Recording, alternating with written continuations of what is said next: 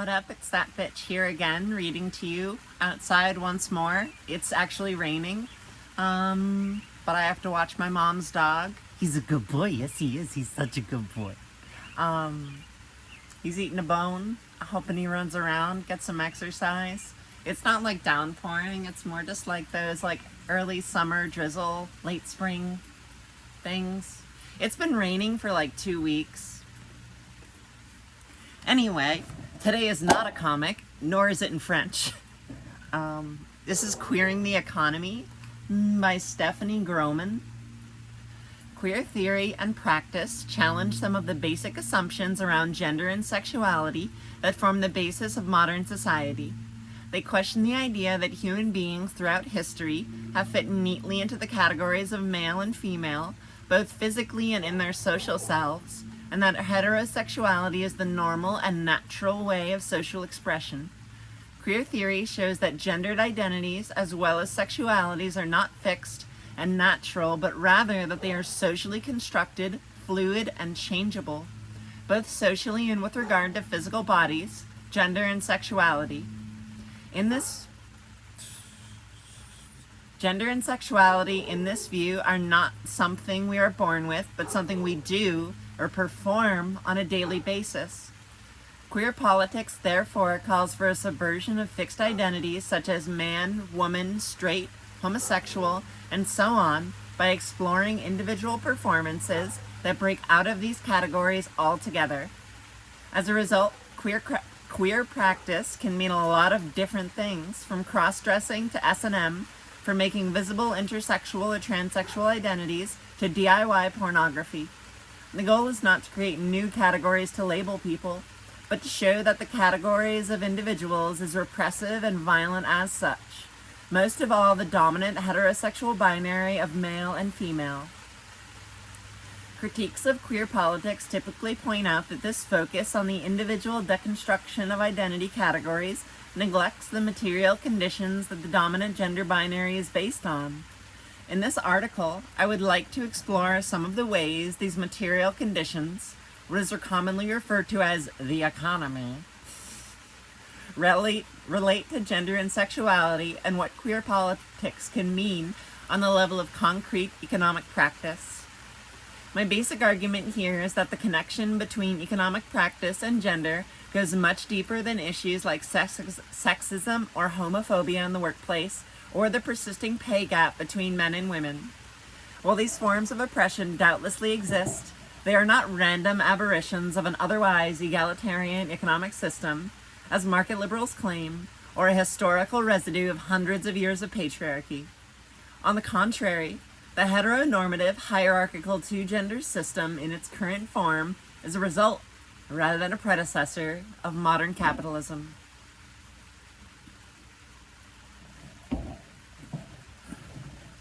One of the basic assumptions of queer theory is that categories like male and female are not the same for all societies at all times. In fact, as theorists like Thomas Lacour have pointed out, the heterosexual gender binary as we know it has only been around for a few hundred years. Its emergence in Western society coincides with that of another category in this form that did not exist before, that of the economy, as a specific sphere that is separate from all other aspects of society, such as politics or the family. Only a few centuries ago, when most people lived subsistent lives in larger family units, such as extended families and village communities, it would hardly have occurred to anyone to refer to some of the things that needed doing as economical, as opposed to non-economical. At the same time, while no doubt the domination of men over women has a history of at least a few thousand years, until the advent of what we now call capitalism, people do not consider men and women to be fundamentally different creatures. Women were considered somewhat lesser men, similar to slaves, and in a thoroughly hierarchical society, like the feudal system of the Middle Ages, had their place below their fathers and husbands. It was not, however, that by virtue of their sex they had particular characteristics that men had not, and vice versa. The advent of capitalism fundamentally changed these circumstances by creating the economy as a separate sphere disconnected from other aspects of life. In a massive wave of expropriation, millions of peasants were forced off their land and made to work in factories that were located somewhere other than where they lived, thereby creating the now common distinction between the workplace and the home. The traditional social structures thus destroyed, the new system created a new form of gender relations. While it was the men who went to earn a wage, women were supposed to stay in the home, look after the kids, and provide the necessary regeneration for the working male so he could turn up for work the next day. Of course, this gendered allocation of roles was always a more ideological than actually existing one. Just as today, women from poorer backgrounds or without a male breadwinner in the house still have to flock into the factories by thousands.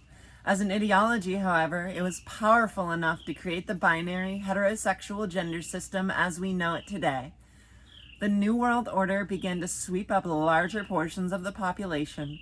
From an ever earlier age, men and women were trained into their respective roles. The world of wage labor, based on the market ideology of individual and cutthroat competition of all against all, required individuals who were rational, calculating, aggressive, and competitive. The world of the home, on the other hand, needed to be populated by people who would be gentle, manageable, emotionally supportive, and nurturing.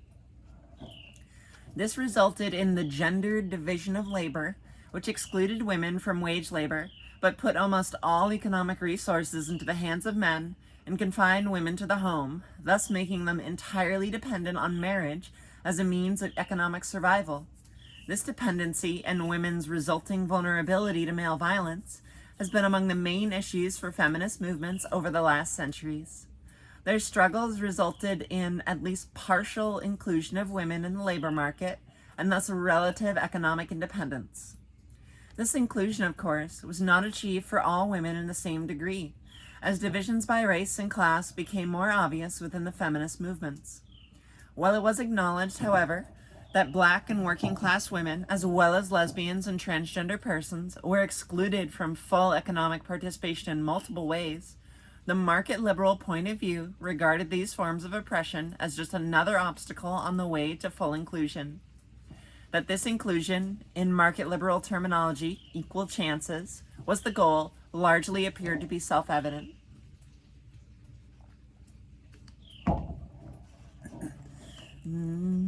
However, despite the last 2 centuries of feminist struggles, the gendered hierarchy within the capitalist economy seems strangely resilient to attempts at equality that want to include women in the male sphere of wage labor. Not only are women underrepresented in certain areas, particularly higher wage jobs, while at the same time still bearing the bulk of responsibility for reproductive work, also any sector of wage labor women enter into automatically becomes dequalified and devalued.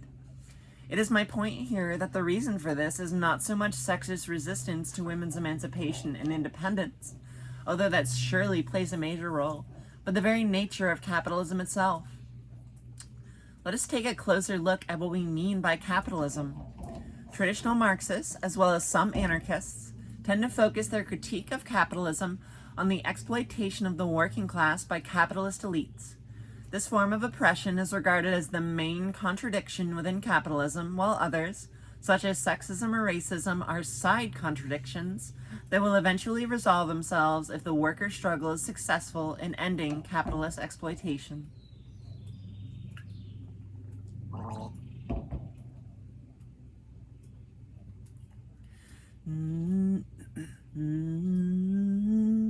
This point of view has unsurprisingly been met with harsh criticisms from people who regard the forms of oppression they had to deal with by no means as a side contradiction to the problems of white working class men.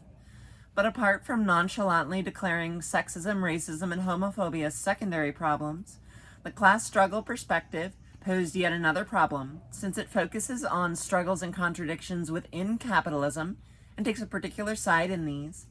It fails to address the fundamental principles of the system that pitches different groups against each other in the first place.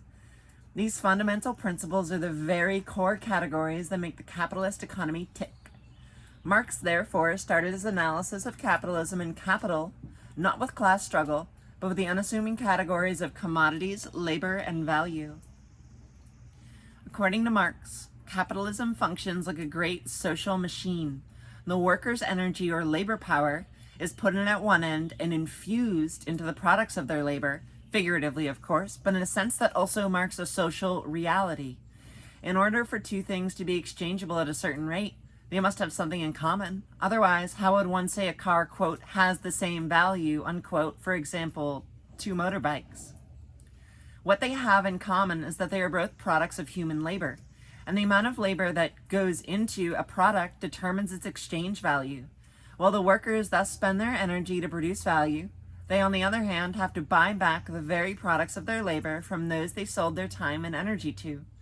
During this cycle, a certain amount of imagined energy is siphoned off and creates a surplus value, which is the whole point of capitalist production. The meeting of human needs is, if anything, a byproduct, but certainly not the purpose of this machinery. Traditional Marxism, as well as socialist feminism, has mainly focused on the appropriation of surplus value by capitalists as the core problem, while anarchism has emphasized the hierarchical and violent nature of this process. Much less attention has been paid to the process of turning human energy into an object as such, what Marx calls commodity fetishism. Fetishism in this context means the belief that material objects in some way carry certain amounts of energy that constitute their value. This belief does not have to be consciously held. It is enough if people act as if it were true. This way, all products of human labor can be related to each other as quantities of value, while their producers at the same time are separated from each other and do not organize production according to any kind of conscious agreement, but instead according to the invisible laws of the market.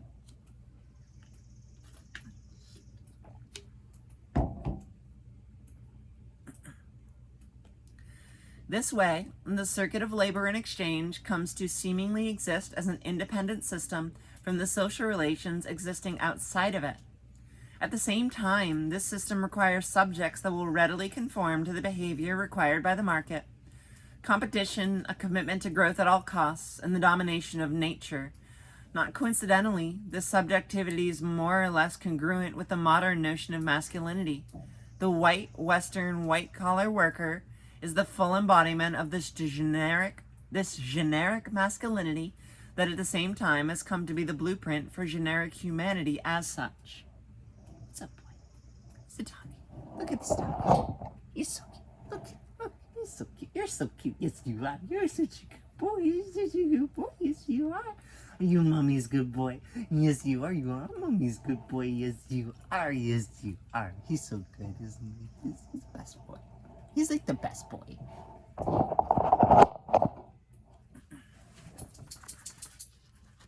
Anyway.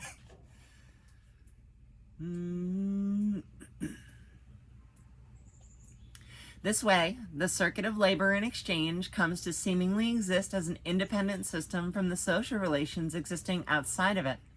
At the same time, this system requires subjects that will readily conform to the behavior required by the market. Competition, a commitment to growth at all costs, and domination of nature. Sorry, I already read that paragraph. At the same time, not all human behavior can be organized in terms of market relations, least of all the kind of nurturing that is necessary to continually reproduce labor power. Consequently, all that cannot be expressed in terms of value becomes literally devalued and feminized, while at the same time it is a necessary precondition for the value circuit to exist. Despite its best efforts, the value circuit has never been completely able to incorporate each and every aspect of human life into the logic of commodity exchange. On the contrary, it has always depended upon the existence of underlying structures that are not part of this logic. The world of wage labor and commodity exchange depends on the existence of the world of personal relationships that makes it even possible, no matter whether individual men and women take part in one or both of these worlds. The result is precisely the split between work and leisure, production and reproduction, the economy and life. And ultimately, male and female reigns realms, and persons that shapes modern life and anchors the gender binary in almost every aspect of society.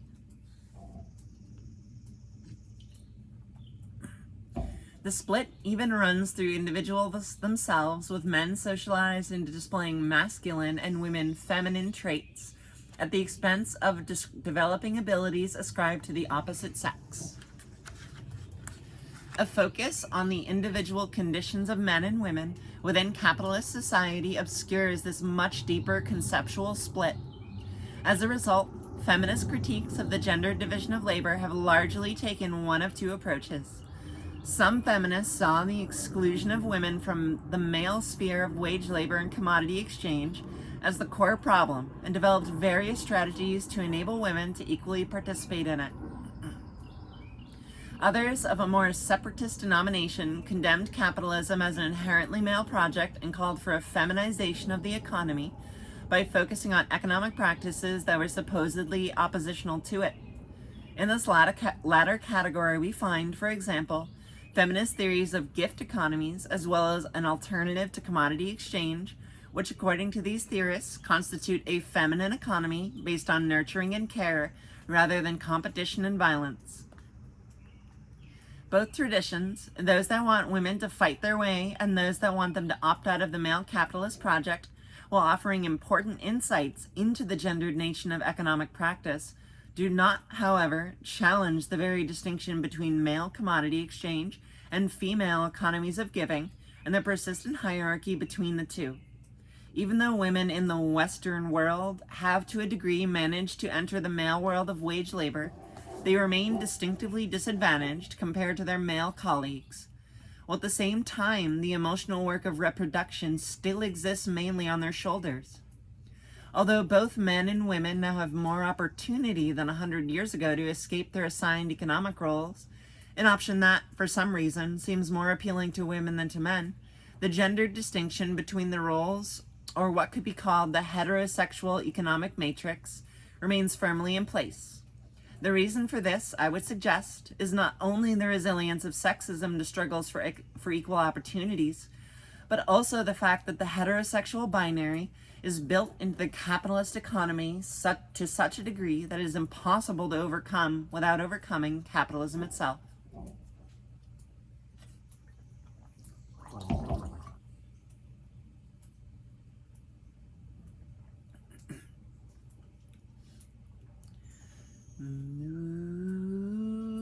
In other words, a queer critique of capitalism based on an analysis of commodity fetishism would do the following. It would have to recognize that the heterosexual matrix based on the gendered division of labor is not so much an extension of patriarchy and capitalism, but rather a genuine product of it. Capitalism does not only assign men and women different roles within its realm, it also creates the modern notion of masculine and feminine. This is done by splitting the circuit of value production and exchange from the social relations it is embedded in. Deconstructing gender from this perspective means a lot more than the individual subversion of traditional gender roles. It means the collective deconstruction of the heterosexual split that separates the male commodity economy from its female support system. The task at hand then is not to play one of these realms against the other, as do feminisms that want to either include women in the male sphere or emphasize the moral superiority of the female. It is to critique and actively subvert the binary as such. Not least in the light of the current and ongoing economic crisis, there are quite a number of attempts at doing precisely that. Even if they do not always come from an explicitly queer or feminist background. One example, which I personally am particularly interested in, are the free shops that are popping up in an astonishing number of quite different locations. A free shop is a place, mostly DIY or volunteer run, where people can deposit things they no longer need but that may still be useful for others. These things can then be taken by anyone who needs them without this person having to give anything themselves. This principle has the potential to subvert the heterosexual economic matrix in a number of ways. It obviously challenges the logic of commodity exchange in its most basic assumption. The basic assumption is that one has first to have something in order to be able to get something. This is effectively addressed by a model that deliberately disconnects individual economic input and output and gets rid of the accounting in between. It takes the element of competition out of the equation, having to sell something ahead of others to be able to buy things one needs. This creates a system that does not exclude anyone on the basis of their ability to participate in market exchange.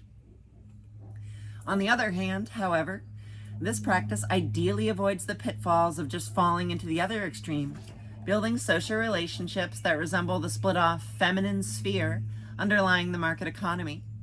While the feminine support system rests on the existence of personal relationships and the kind of care and nurturing typical of these, free shops provide a model of political economy that, extrapolated into a much larger scale, does not necessarily require the participants to even know or ever meet each other. It therefore potentially provides also for those who do not have a system of personal relations to supplement market participation. In other words, an economy based on this model is neither part of the male nor of the female realm. Although it is necessarily overlaps with them, it is not fully based on either. The existing overlaps, as for example the current dependence of free shops on the surplus of the commodity economy, or the classification of activists as volunteering, are a consequence of building a new system within the old. It is not yet possible to completely detach any transformative practice entirely from the social conditions it is embedded in. As communities of practice grow, however, it may become increasingly possible to think outside the existing boxes and create new concepts and models to speak about social and economic relations. Free shops as a practical example of an economic practice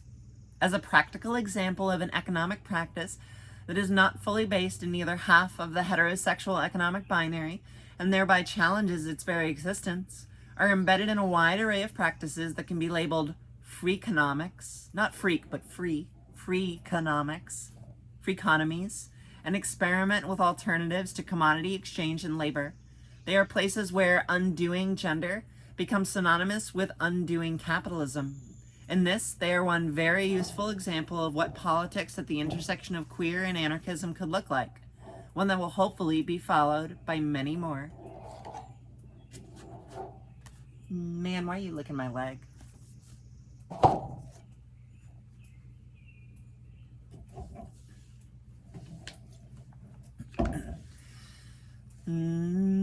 I liked that because I feel like it provided a little more structured capitalist analysis,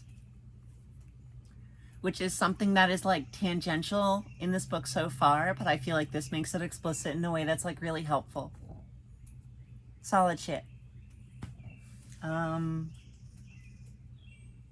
Tell a non-human animal you love them. I love you, Brady. You're so good. I love you. Yes, I do. Yes, I do. You're such a good dog. You're such a good dog. Yes, you are. You're such a good dog. Anyway, have a good rest of your day.